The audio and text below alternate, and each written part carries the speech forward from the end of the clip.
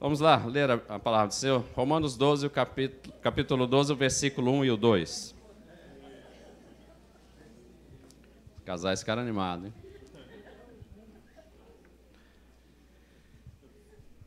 Diz assim a palavra do Senhor: Rogo, pois, irmãos, pelas misericórdias de Deus, que apresenteis o vosso corpo por sacrifício vivo, santo e agradável a Deus, que é o vosso culto racional.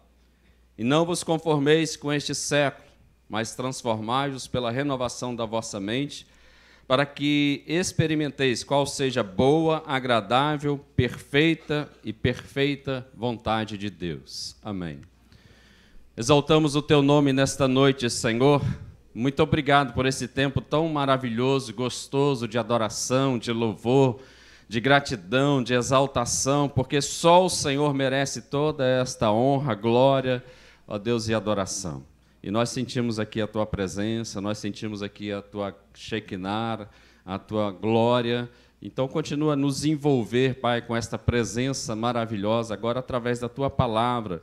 Ministra ao nosso coração de uma forma especial, em nome do Senhor Jesus. Alcance a nossa vida, alcance cada um, que nesta noite seja uma noite de confronto, mas seja uma noite de restauração, de salvação, de libertação.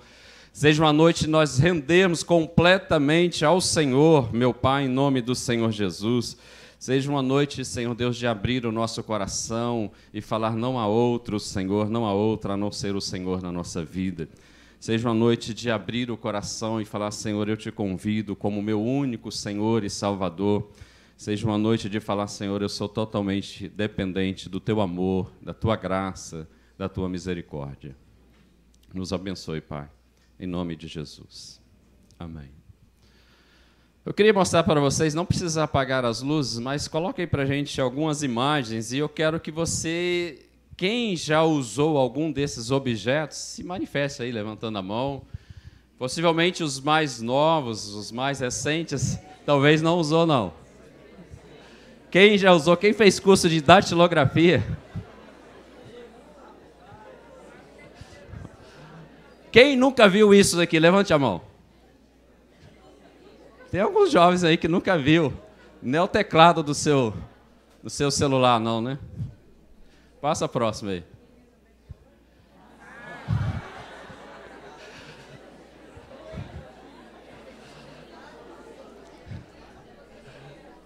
É o nosso Google da época, né?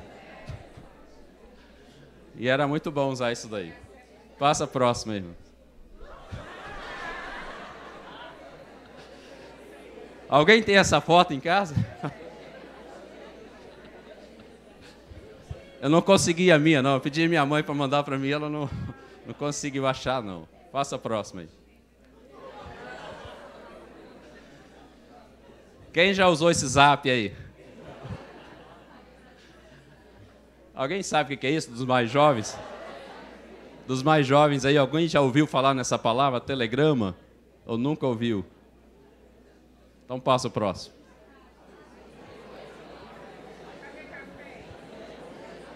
Nós estamos lembrando lá da nossa época, hein?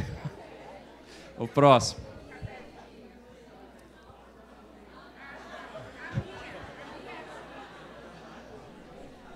Isso aí é só para rico, irmão. Vamos pro próximo. Quem é professor aí que já usou mimeógrafo, aquele negócio cheirando a álcool?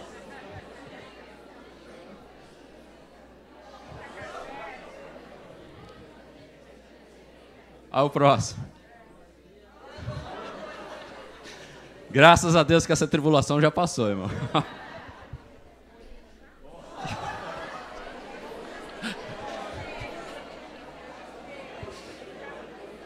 Tem mais ainda?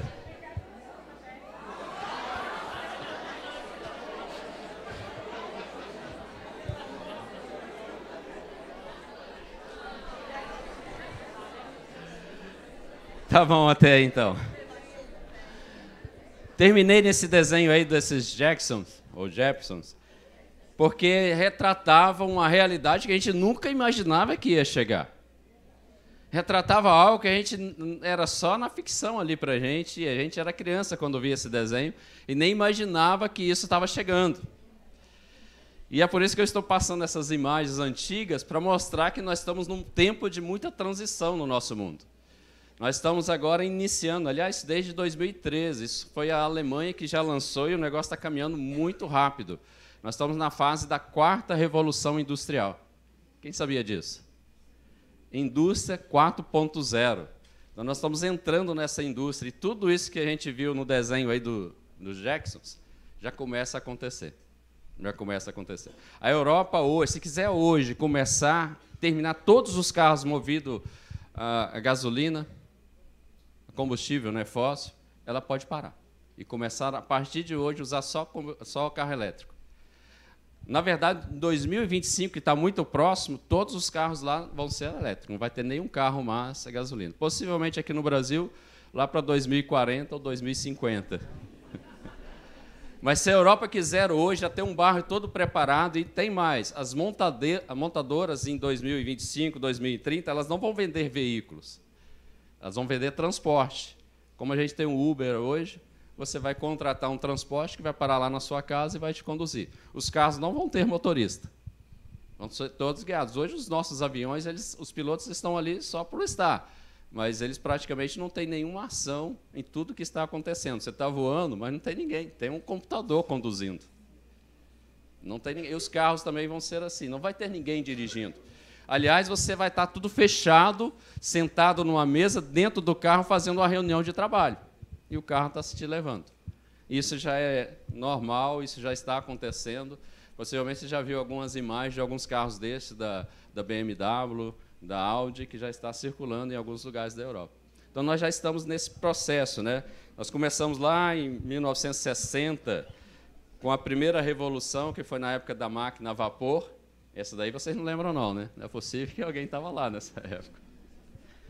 Depois, 1950, aí entrou a eletricidade, aí começou as indústrias, né, com produção em séries.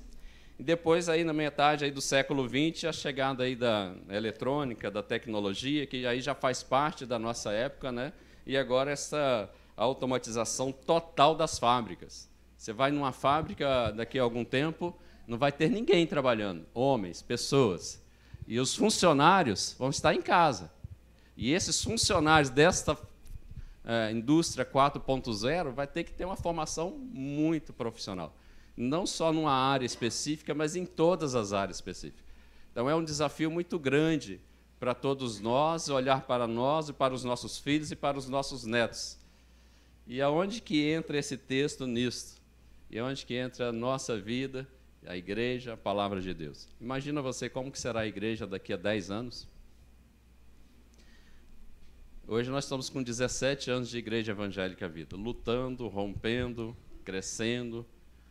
Mas daqui a 10 anos que nós vamos estar naquele templo lá, lógico que bem maior, com toda essa tecnologia que está vindo, lógico que muitas coisas nós vamos estar usando ali, mas e a nossa vida espiritual?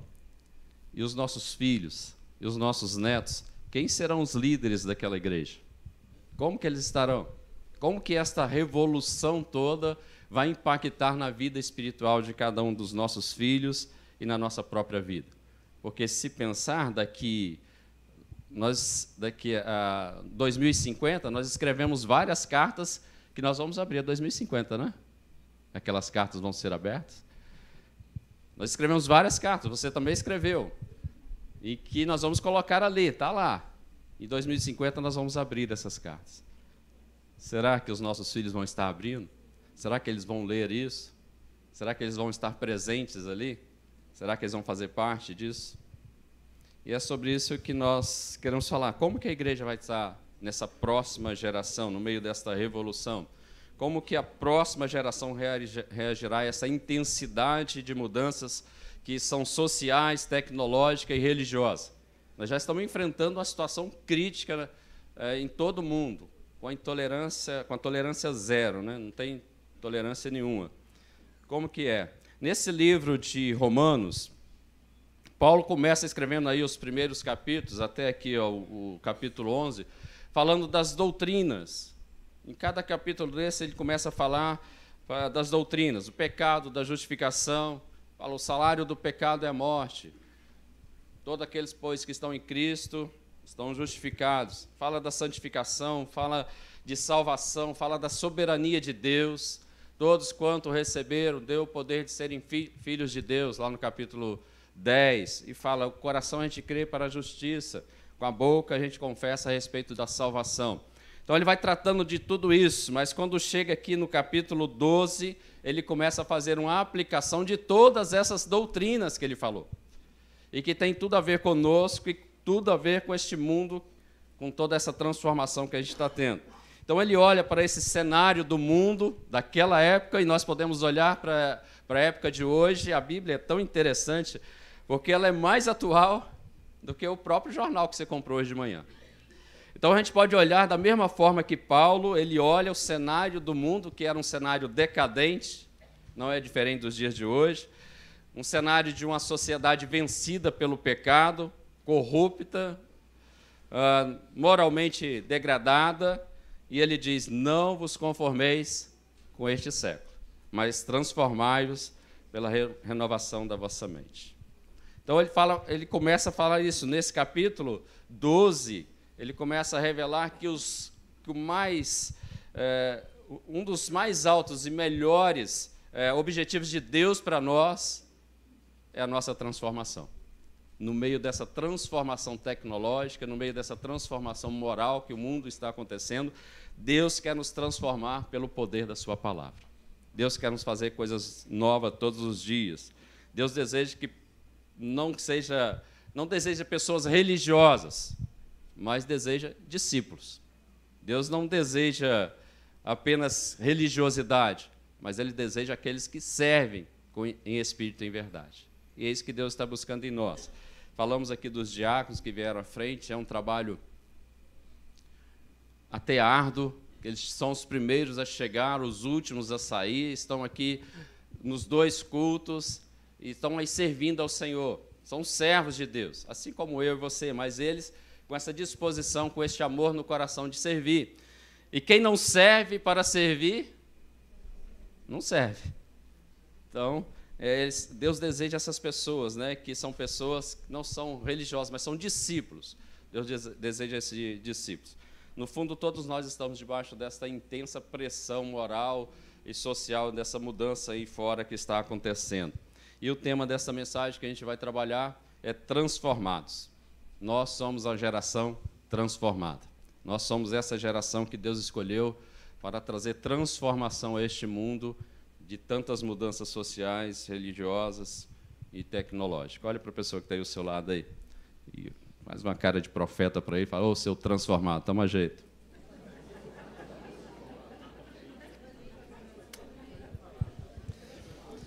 Eu queria trabalhar 2 pontos dessa mensagem que está nesses versículos, que é realmente a identidade aí desses transformados, né, dessas pessoas transformadas. O primeiro deles é não se conformar. Ele diz no versículo 2, né, não vos conformeis com este século, com este mundo, com esta era, com essa época. Então, Paulo nos exorta a não tomarmos forma, não se conformar, é não tomar a forma deste mundo, é não se moldar a este mundo, é não se encaixar a esses princípios mundanos que estão aí fora, é não se adaptar a isso, mas ao contrário de toda essa conformação ao mundo. Na verdade, quando a gente fala conformar, é como a forma do pé. Ele toma a forma dos nossos pés. E quando nós colocamos os pés no mundo, nós estamos também nos conformando com este mundo aí fora. E é isso que ele está exortando aqui, não vos conformeis, não tome essa forma, não entre, porque senão você não vai conseguir sair, você vai se moldar a eles. E aí, isso está diretamente proporcional à resposta que a gente dá a algumas perguntas. Primeiro, qual é o seu valor principal? Qual é o seu valor principal? Qual é o seu valor secundário? O que faz você emocionar? O que move o seu coração? Se nas suas respostas tem alguma coisa a ver a obra do Senhor, a palavra de Deus, a igreja, tudo bem. Mas se as respostas não têm isso, certamente nós já estamos nos moldando às coisas do mundo, porque o que move o nosso coração, aquilo que é valor principal, está lá fora, certamente nós já fazemos parte dessa geração vindoura que não vai estar presente naquela igreja. É triste falar, mas tem. Mais adiante a gente vai falar alguma coisa dessas perspectivas aí para frente sobre a igreja. Mas quando nós temos algumas coisas que o valor principal são coisas lá de fora, certamente nosso coração já está distante. Você quer ver um exemplo bem claro? Que é um sinal claro de que nós tomando forma lá do mundo, das coisas lá de fora? Quando se fala de dízimo e oferta, ou melhor, quando se fala contra, quando se prega contra, você se sente muito à vontade, você gosta de ouvir isso quando você ouve uma pessoa falar contra o dízimo, certamente seu coração já está se moldando lá fora. Quando a igreja fala, quando os pastores falam a respeito do dízimo, quando desafia você trazer uma oferta, oferta de construção, oferta para o projeto, oferta de missões, e você começa a falar, só fala em dinheiro, certamente algumas coisas no seu coração já estão se moldando ao mundo aí fora, a este mundo pervertido aí fora. Lógico, sempre o mundo irá oferecer novidades, algo novo para nós, sempre. Ele nos encanta, ele nos envolve, principalmente essa da nova geração, que são os nossos filhos, são os nossos netos, eles são bastante envolvidos com as coisas aí fora. Eu falei da indústria 4.0, tem na nossa empresa, porque eu ouvi essa palestra lá na empresa. Na nossa empresa tem um centro de pesquisa, tem vários centros de pesquisa, mas tem um na Europa que só tem aqueles jovens dos mais inteligentes, que são os indianos, os chineses, os japoneses, os coreanos, e eles estão reunidos ali e ficam ali só para desenvolver novos produtos, porque nessa indústria 4.0, o aço ele já não vai ter tanta participação como é nos dias de hoje, então tem que buscar outras alternativas. Nós falamos da questão de carros elétricos, e você pensa logo na Arábia Saudita, que não tem... a fonte de renda é o petróleo, mas eles já estão de olho nisso, e os jovens já estão trabalhando para fazer do deserto o maior produtor de energia elétrica do mundo. Então, não pensa você que isso está parado, está tendo um trabalho muito grande, e os nossos jovens estão envolvidos nisso, e eles estão cada vez mais envolvidos nisso e distante da igreja. Muito cético com relação a isso, porque a ciência, ela realmente encanta, envolve e molda os padrões do mundo. Se moldar ao mundo não precisa de muito esforço, né? Se moldar as coisas aí de fora, se adequar às coisas lá do mundo, não precisa de muito esforço. Basta começar a participar, e se você é atraído com muita facilidade, você deixa de se influenciar, logo, logo você vai se conformando, e logo, logo você está numa zona de conforto tão grande que você não quer sair mais.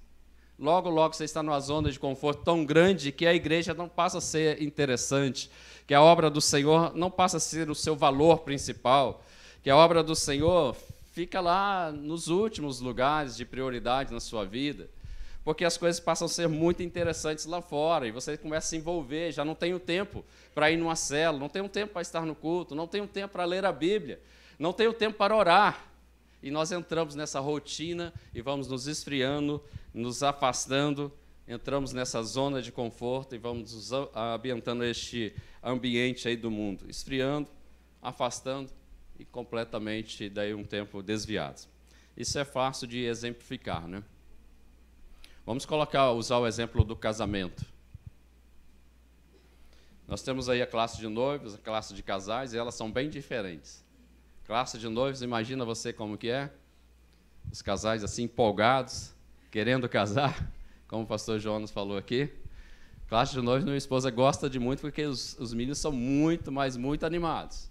E para eles, subir uma montanha é coisa fichinha. Então, eles são muito animados. Então, quando nós casamos, estamos assim, todos entusiasmados, aquela paixão, aquele afeto, aqueles beijos, que geralmente ultrapassam os 10 segundos. Você já deu um beijo de 10 segundos na sua esposa? Geralmente, dependendo do tempo de casar, vai ser uma bitoca só. Quando dá. Ou igual um pitbull, só rosnando para o lado dela. Mas no início é esse afeto, esse entusiasmo, essa paixão, os beijos são mais demorados. E aí o tempo passa. O tempo vai passando, o que acontece? Começamos a relaxar, começamos a esfriar, ficamos mais tempo no sofá, ficamos mais tempo em frente à televisão, é mais confortável. Passamos a usar o moletom, aquela meia no pé, aquele negócio feio. Perdemos a atenção da roupa de baixo. As coisas começam a esfriar. O beijo já não é nem na boca, é na testa.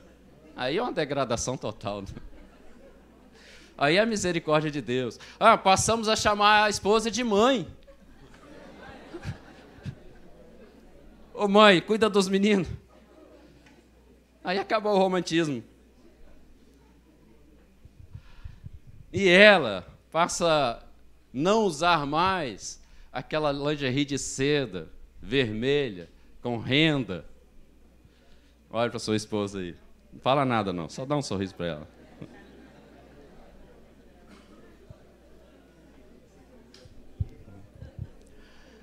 E troca por uma lingerie de algodão, bege, lavada com sabonete lá na hora do banho, pendurada no box.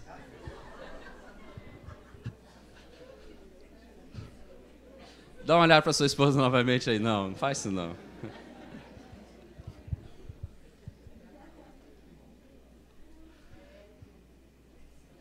E as coisas vão terminando assim, acabou o romantismo, é uma decadência total.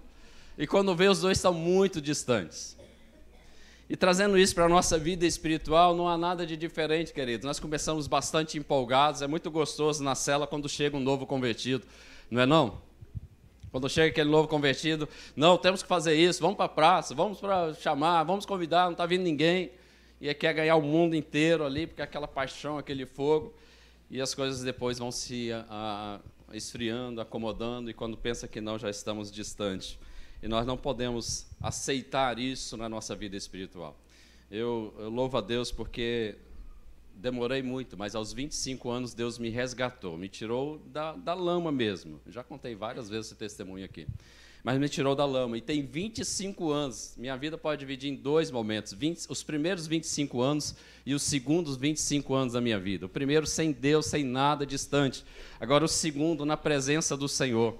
E a cada ano a gente colhe coisas boas e maravilhosas. E eu posso dizer que a cada ano Deus renova unção nova sobre a nossa vida.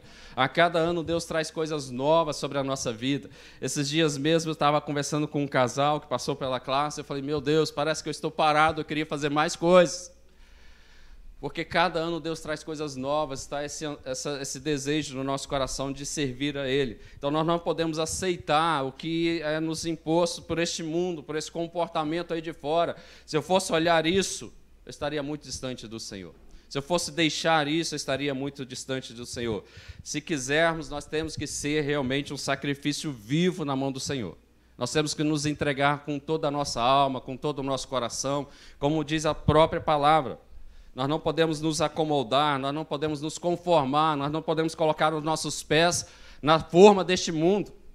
Se nós queremos servir ao Senhor, e isso implica nas nossas gerações. Se fosse só eu, mas implica nos meus filhos, implica nos meus netos. Porque eu quero e eu almejo de ver esses meninos ali, servindo ao Senhor como líder desta igreja. Para isso, nós temos que nos entregar com toda a nossa alma, ver onde que nós estamos falhando, pecando, voltar, tirar aquelas coisas do mundo. Nós não podemos nos conformar com este mundo. Não conformar é desmundanizar. Não conformar é desmundanizar. O que precisa ser desmundanizado na sua vida? O que está se conformando com o mundo na sua vida? Qual é a área da sua vida que está mundanizada? É o celular, é a internet, é a televisão, é os programas, é a sua vida espiritual. Você não lê, você não ora, você não busca mais a Deus. Algo está mundanizado na sua vida que precisa, nesta noite, tomar uma decisão. Esta carta, este momento que ele fala aqui, é uma exortação. Eu rogo, é um apelo. Olha, irmãos, não faça isso. Olha, irmão, age desta forma. Olha, isso implica na sua vida, mas acima de tudo na sua família. E ele fala desta forma. Então, precisamos rever as áreas da nossa vida que está mundanizada e colocar diante de Deus. E como igreja nós temos uma grande responsabilidade. É lógico, como família, a primeira responsabilidade está lá na nossa casa. Mas como igreja, como ela poderá ajudar essa geração vindoura? Como ela poderá ajudar aí os nossos filhos e os nossos netos? O que a gente está vendo é uma demandada dos jovens da igreja, saindo, distante. Temos exemplos aqui dentro da igreja. Isso que nós temos que ver, como que a igreja vai ajudar esta geração. Como que os nossos filhos, os nossos netos, eles vão viver com sabedoria no meio dessa cultura de confusão mental, emocional e espiritual. Como que os nossos filhos vão ser preparados para isso? Aí é somente sendo uma igreja saudável e sadia. Aí nós temos que buscar na igreja esses ensinos fortes, e eu louvo a Deus pela Igreja Evangélica Vida, que trabalha em todas as áreas, retiro de casais, retiro de mulher, culto para homens, culto para mulher, sala de adolescentes, sala de jovens. Nós temos todo o investimento em todas as áreas da família, e nós não podemos falar, faltou isso. Nós não podemos, diante de Deus, culpar a igreja que está faltando. É lógico que temos muitas coisas a melhorar, muitas áreas a alcançar, é lógico que temos que criar estratégia para segurar os nossos jovens aqui. É lógico que nós temos que criar estratégia para envolver esses jovens na obra do Senhor, da mesma forma que eles são envolvidos lá fora, no mundo secular, nessa tecnologia. Então, nós temos que, como igreja, fazer alguma coisa, nós não podemos parar, isso tem que começar na nossa casa. Nós não podemos nos moldar às coisas do mundo, nós temos que buscar em Deus. A igreja precisa ter uma visão clara dos valores morais, familiares, comportamento, santidade. Nós não podemos abrir mão, nós temos que lutar por eles. Essa semana, reunindo aí os pastores, a gente conversando alguns assuntos que é bem atual dessa sociedade aí fora, e como que nós vamos tratar isso na igreja, como que a igreja vai trabalhar isso. São coisas difíceis, desafios enormes que nós temos aí. A igreja tem um papel de ensinar os cristãos, os jovens, todos nós, a deixarem de ser consumidores aí de informação, que tem muita informação. Esses meninos estão recebendo mais informação do que a nossa vida toda, em poucos meses, em poucos anos, eles estão recebendo. E tornar sábios através da obediência da palavra, porque é melhor aprender pela sabedoria do que aprender pela consequência. E, na maioria das vezes, eles vão aprender pela consequência, e as consequências são dolorosas. E aí nós temos que mostrar esses jovens, esses meninos, a nós mesmos, como igreja, que esse mundanismo aí fora, ele deseja somente fortalecer essa cultura pop que está aí fora, aí, onde prefere velocidade do que profundidade, onde prefere sexo do que integridade e santidade, onde a opinião de alguém famoso da mídia é mais importante do que a própria verdade da Bíblia, da palavra de Deus. E é isso que eles estão vivendo aí fora. Então, nós não podemos nos moldar a esse mundo aí fora. E a segunda coisa que eu quero tratar a respeito desse texto é a transformação, que é o tema da nossa mensagem. Essa transformação que ele coloca, nesse próprio versículo 2, não vos conformeis com este século, mas transformai-vos. Essa transformação ela é operada pela graça de Deus. É só pela graça de Deus. Não é uma mudança externa. Nós olhamos aqui e nós vemos o exterior, a face de cada um. Mas o próprio Deus fala para o profeta, não se atenta para a aparência, porque Deus olha, é o coração. Então a mudança, essa transformação, ela é operada de dentro para fora. É pela graça do Senhor. E isso nós que temos que permitir Deus moldar o nosso caráter. Primeira coisa que acontece quando nós aceitamos a Jesus, Deus vai mexer no nosso caráter, na nossa personalidade, no nosso temperamento. Ele vai quebrar, ele vai fazer de novo, como a casa lá do oleiro, o exemplo lá de Jeremias. Então ele vai fazer isso, a transformação é através da prática da palavra. A única coisa que pode transformar a nossa vida é a palavra de Deus. A única coisa que realmente é novo para nós, todos os dias, é a palavra do Senhor. Então nós temos que mergulhar nessa palavra. Escolha um desafio para você. Escolha qualquer livro da Bíblia e fala: este mês eu vou mergulhar neste livro. Escolha qualquer livro e mergulha nele, passa a morar naquele livro. Todos os dias, escolha um, é lógico, faça a sua leitura diária, continue normal, mas escolha um livro e mergulha nele. Não foi isso que nós fizemos no mês de maio? Quem se lembra qual o livro que nós lemos no mês de maio? Nós mergulhamos nesse livro com a família, com as crianças, com os meninos, todos os dias. Quais foram os ensinamentos, quais foram os valores, quais foram os princípios aprendidos ali com a família? Infelizmente, ficou só no mês de maio. Mas para induzir a igreja, teríamos que então fazer todos os meses. Hoje é o livro de João, hoje é o livro... Mas você que tem que tomar essa iniciativa de morar em um livro. Mora no livro de Provérbios o ano todo, porque ali você vai ter ensinamento. Olha o exemplo que Jesus fala na parábola do odre velho. E ele fala que o vinho não poderia ser colocado nesse tipo de odre. Por quê? Porque ele estava ressecado, duro, inflexível, rígido, seco. E não poderia receber vinho novo, porque o vinho novo ele começa a fermentar. É aquele momento de explosão, de paixão, como é no início do casamento que nós falamos. Então, para receber, tem que ser flexível. E muitas das vezes o nosso coração está duro, ressecado, inflexível, com coisas pequenas, com coisas bobas, e estamos falando, se isso não mudar, uma sexta-feira eu nem venho na campanha. Porque o nosso coração está duro. Agora, o que se faz para transformar este odre? O que se faz para amolecer esse odre? Eles mergulham na água.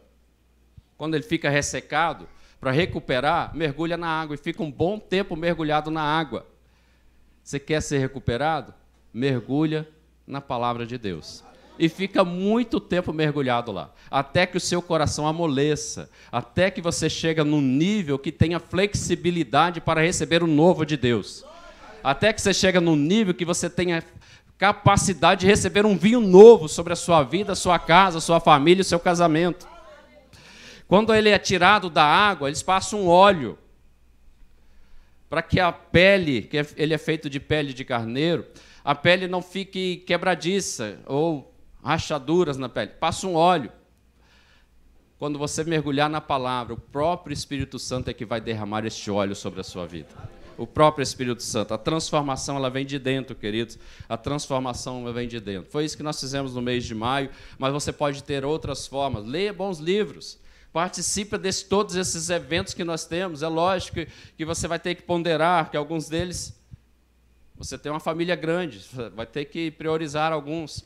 Mas não fique de fora, não fica de fora, participa, retiro de casais, congresso, aqui na igreja, escola bíblica dominical, classe de casais, classes de finanças, invista na sua vida, peça a Deus para começar a transformar de fora para dentro.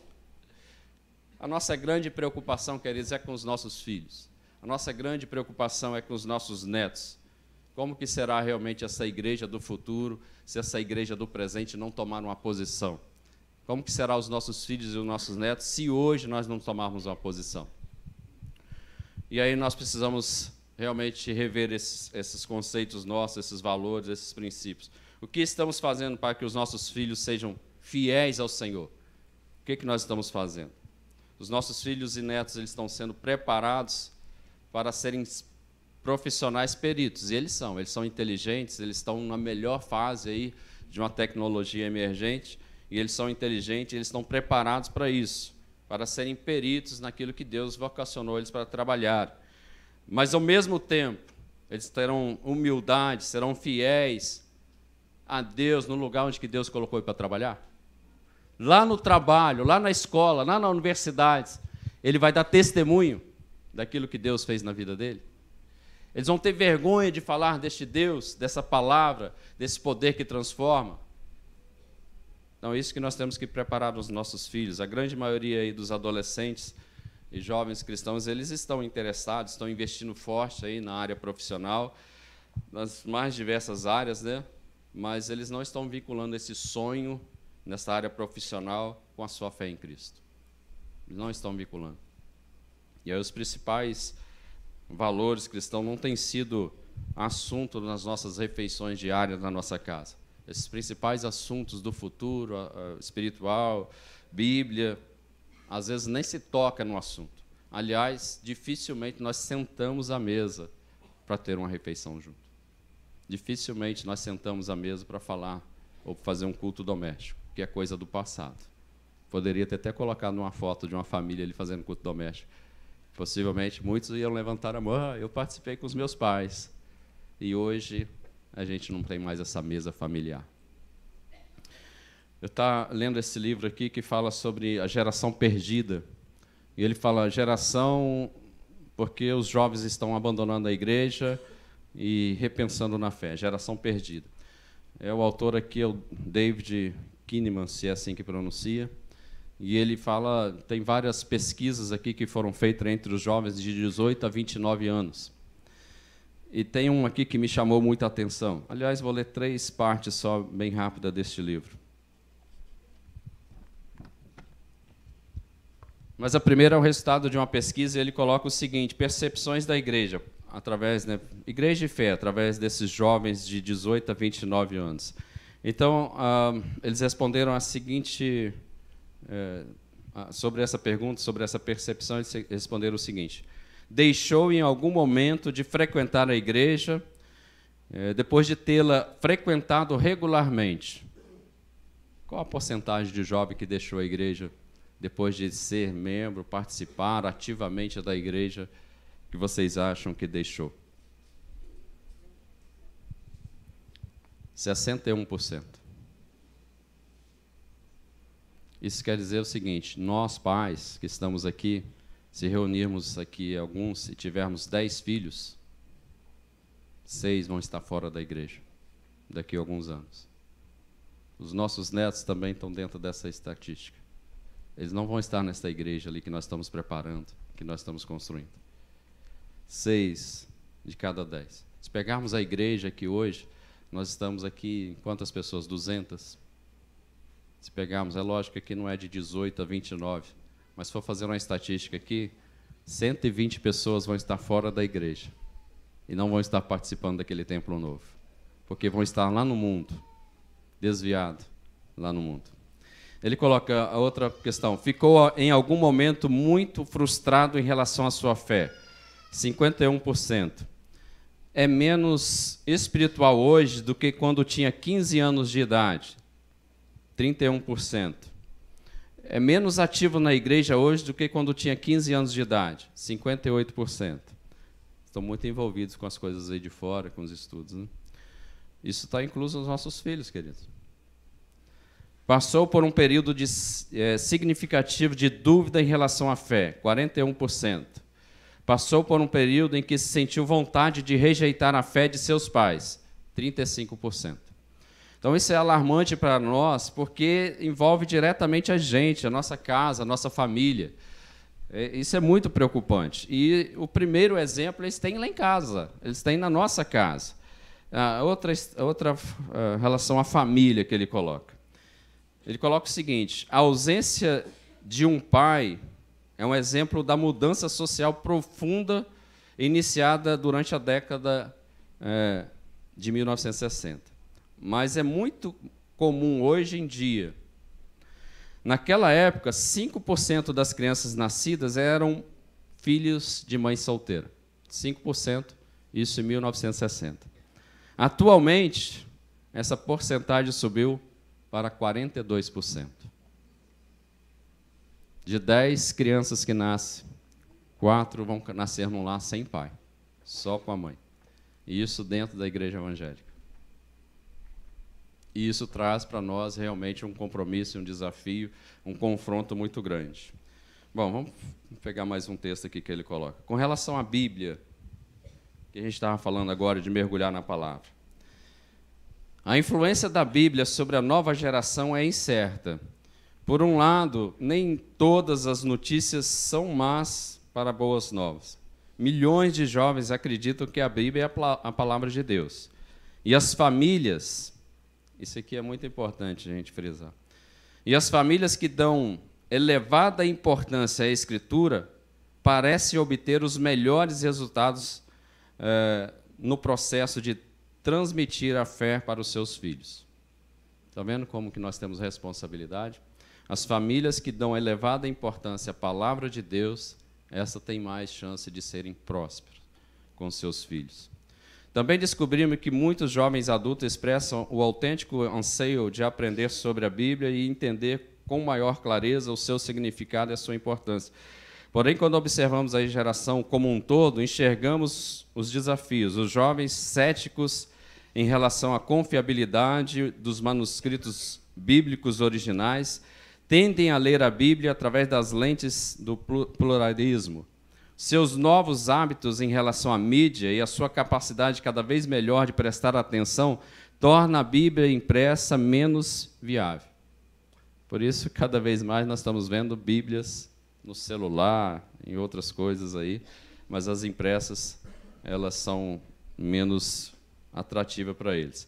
Eles percebem, ou eles parecem menos propensos do que as gerações passadas a acreditar que o homem precisa de obedecer às Escrituras. O que vimos no capítulo 1, o alicerce teológico dos jovens crentes, mesmo os mais fiéis, parecem criticamente instável ou indigno de confiança. Então, esses são os pensamentos dos nossos jovens, e tem um grande desafio para nós como pai, como líderes da igreja, porque, se a gente olhar essa estatística, 60%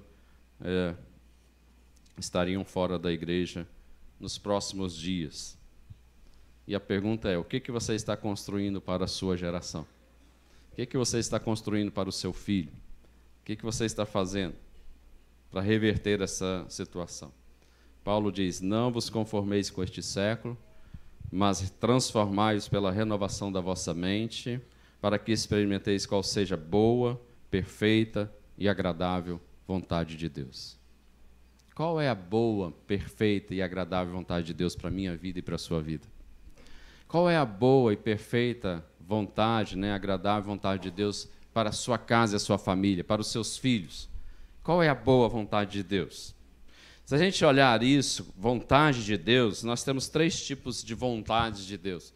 Primeiro, uma vontade ordenada de Deus. Marido, amai vossas esposas. Mulheres, seja submissa.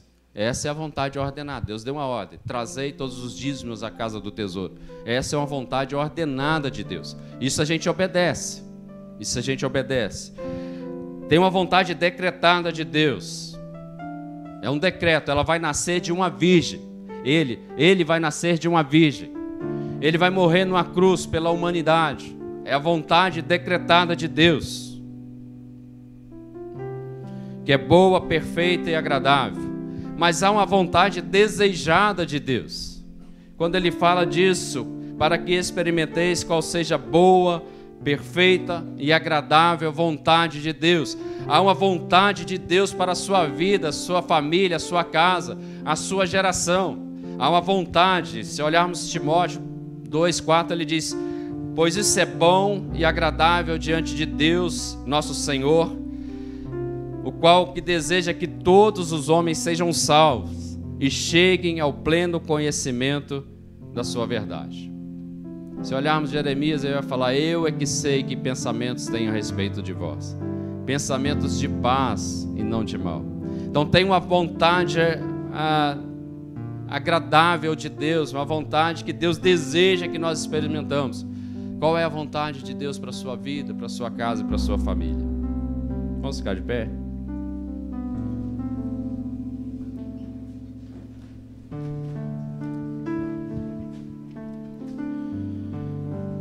Ele diz, rogo, pois, irmãos, pelas misericórdias de Deus. Paulo aqui está fazendo um apelo. Rogo, pois, irmãos, pelas misericórdias de Deus, que apresentei os vossos corpos como sacrifício vivo, santo e agradável ao Senhor. Essa é uma noite oportuna para você se apresentar a Deus. Essa é uma noite oportuna para você aceitar este apelo de Paulo. Um apelo do próprio Deus. E eu quero dividir aqui em pelo menos 4 partes esse apelo de Paulo, que confronta a nossa fé, as nossas atitudes, e eu creio que você não vai ficar aí no banco, mas você vai tomar uma posição. primeiro apelo, eu sinto que preciso me consagrar mais ao Senhor. Eu sinto que se eu não tomar uma atitude, eu posso estar dentro daquela estatística de estar me moldando a este mundo. Então nesta noite eu assumo diante de Deus que eu vou buscar mais na leitura, vou mergulhar nesta palavra, vou escolher um livro, eu vou fazer algo que vai ativar a minha fé. Esse é o primeiro apelo. Se você sente que precisa se consagrar mais ao Senhor, eu desafio você a sair do seu lugar e ficar aqui à minha esquerda. Eu quero orar com você e abençoar a sua vida. Eu quero me consagrar mais, eu não quero fazer parte dessa estatística, eu quero buscar ao Senhor, eu quero ter experiências novas com Deus. Então sai do seu lugar, vem aqui, fica aqui à minha esquerda que eu vou orar com você. O segundo apelo de Paulo aqui nesse texto: tem alguma área da minha vida que precisa ser desmundanizada. Esta área, Senhor, eu estou completamente mundanizado, eu estou completamente cético, eu estou com o olho fechado, meus olhos não estão enxergando, eu estou neste mundo, nesta área. E nesta noite eu quero sair disso, eu não aceito isso na minha vida, eu quero me desmundanizar. Qual é a área da sua vida que precisa fazer isso? Qual é a área da sua vida que você precisa entregar completamente ao Senhor? Seja uma área que está como um espinho na sua carne, seja na área da pornografia que tem assediado a tantos, seja na área da mentira, seja na área da corrupção, seja na área da infidelidade, nos dízimos, nas ofertas. Em qualquer área que você está sentindo isso, não fique aí no seu lugar, mas sai, vem aqui e coloque diante do Senhor. Rogo, pois, irmãos, que apresentei os vossos corpos como sacrifício vivo ao Senhor, santo e agradável. Terceiro apelo que Paulo faz aqui: eu preciso me reconciliar com Deus. Eu estou afastado. Eu preciso entregar a minha vida para Jesus. Eu preciso abrir o meu coração e aceitá-lo como meu único e suficiente Senhor. Eu preciso voltar aos caminhos do Senhor. Eu estou desviado. Isso não é motivo de vergonha, isso é motivo de honra, querido. Então aceita este apelo de Paulo. Sai do seu lugar, vem aqui e completa esse time que está aqui na frente. Eu preciso me reconciliar com Deus. Eu me afastei dos caminhos do Senhor, eu estou distante. O meu último testemunho foi quando eu me converti. Daí para frente a minha vida só vai de mal a pior. As minhas atitudes, as minhas ações só prejudicam a minha casa e a minha família, o meu lar, o meu casamento. Quem aqui quer aceitar o Senhor Jesus como seu Senhor e Salvador? Talvez você não quer vir aqui na frente. Levante a sua mão bem alto, que nós queremos orar com você. Quem aqui está voltando para os caminhos do Senhor?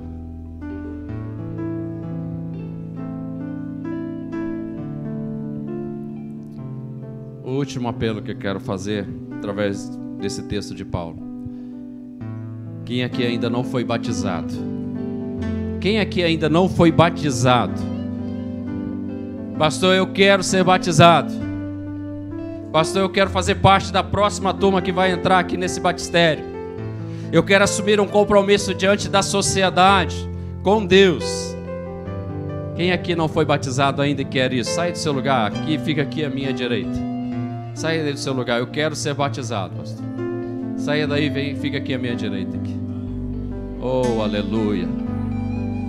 Glória a Deus.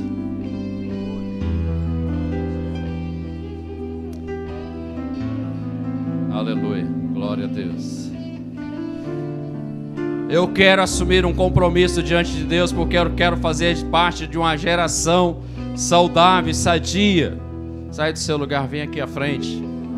Nós teremos o prazer de fazer isso. Nós teremos o prazer de mergulhar, ainda que tenhamos uns tempos frios como nós tivemos aí esses dias. Amém, glória a Deus. Deus está te chamando. Rogo, pois, irmãos, pelas misericórdias de Deus, que apresentei os vossos corpos como sacrifício vivo e agradável a Deus, santo. Não vos conformeis com esse século, mas transformai-os pela renovação da sua mente. Deus te chama a uma grande transformação e uma grande mudança. Ainda há tempo, sai do seu lugar, vem aqui à frente. Vou orar com os irmãos que estão aqui ao meu lado esquerdo. Ore ao Senhor, queridos. Eu sei que vocês já estavam orando, mas continue orando ao Senhor e coloca qual é o confronto que está no seu coração agora. Que o inimigo tem te acusado, que você mesmo tem te pressionado. E nesta noite Deus está falando: Tu és o meu filho amado, a qual tenho muito prazer. Nesta noite Deus está falando: é lógico, como aquele pai do filho pródigo, os meus braços estão abertos. Nesta noite Deus está falando assim: traga um novilho novo, traga roupas novas, traga anel que nós vamos colocar no dedo, porque algo novo está acontecendo aqui.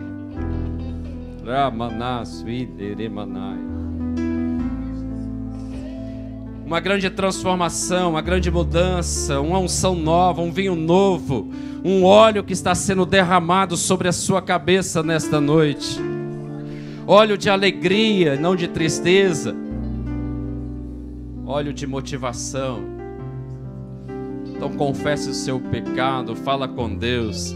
A palavra do Senhor Deus diz que Ele é fiel e justo para nos purificar e nos perdoar de todo o pecado.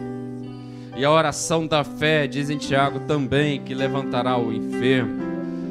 E se houver pecado, serão perdoados. Te louvamos por estas vidas, Pai. Te louvamos pela coragem deles. Te louvamos por este coração motivado a não fazer parte de uma geração caída, a não fazer parte de uma geração desviada, distante, apática, fria, mas ser uma geração que vai influenciar muitos em nome do Senhor Jesus. Então derrama de uma unção nova sobre a vida deles, meu Pai.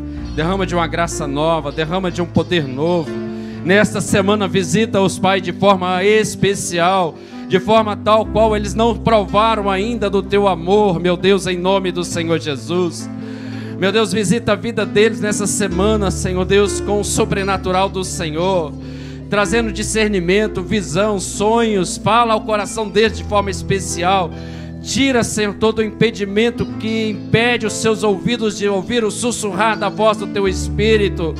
Abraça o Senhor com Teu braço de amor, envolve com a Tua graça, meu Pai, em nome do Senhor Jesus, e renova sobre eles uma unção nova, um dom novo, um talento novo, Senhor, para que eles possam expressar todo este amor ao Senhor através das obras, através da prática, Senhor, em nome do Senhor Jesus. Nós os abençoamos e profetizamos aqui, meu Deus, uma unção nova, um avivamento, um toque da Tua graça, do Teu Espírito sobre a vida deles, em nome do Senhor Jesus. E da mesma forma, Pai, nós queremos orar por esses irmãos que estão aqui, meu Deus, que querem ser batizados, que querem tomar uma posição diante do Senhor mais séria, diante de Deus, diante da sociedade.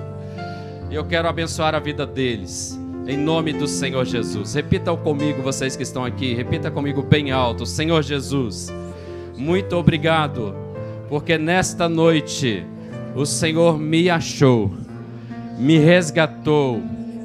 Meu coração está aberto para fazer a Tua obra. Eu abro meu coração e te convido, Senhor Jesus, ser o Senhor da minha vida. A partir de hoje, eu quero viver no meio desta geração para fazer diferença, servindo ao Senhor com toda a minha força, entendimento e vigor, em nome do Senhor Jesus. Pai, toma em Tuas mãos essas vidas. Eles serão os próximos que estarão aqui sendo batizados. Eles serão os próximos arrolados no hall de membro dessa igreja. Ó Deus, aguça os talentos e os dons deles, porque eles serão instrumentos vivos na Tua mão para abençoar esta nova geração em nome do Senhor Jesus, na área que o Senhor tem vocacionado e chamado, ainda que serão peritos profissionais, mas serão peritos para servir ao Senhor em nome do Senhor Jesus. Pai, eu coloco diante do Senhor a igreja do Senhor Jesus. Há um desafio enorme pela frente, Senhor, de fazer desta igreja um instrumento vivo do Teu poder. de fazer desta igreja, Senhor, uma igreja que influencie, mas que não seja influenciada pelas práticas do mundo, de fazer desta igreja uma igreja que se molda à palavra do Senhor, aos princípios e os valores dessa palavra, mas não se dobra diante das coisas do mundo, Senhor. Uma igreja que usa tecnologia, mas uma igreja que não deixa a tecnologia tirar a essência, ó Deus, em nome do Senhor Jesus. Uma igreja que tem princípios e valores que são inegociáveis, ó Deus, com relação à família, com relação à nossa fé, com relação à nossa adoração, com relação ao Deus que nós servimos. Ainda que nós vamos enfrentar, Senhor Deus, exércitos aí fora, mas o Senhor, Pai, como fez com Daniel e os demais que viveram naquele mundo exilado, mas não abandonaram a fé ao Senhor Jesus. Nós já estamos vivendo num mundo exilado. Nós já estamos vivendo neste mundo exilado, Senhor. Renove a tua igreja, avive a tua igreja.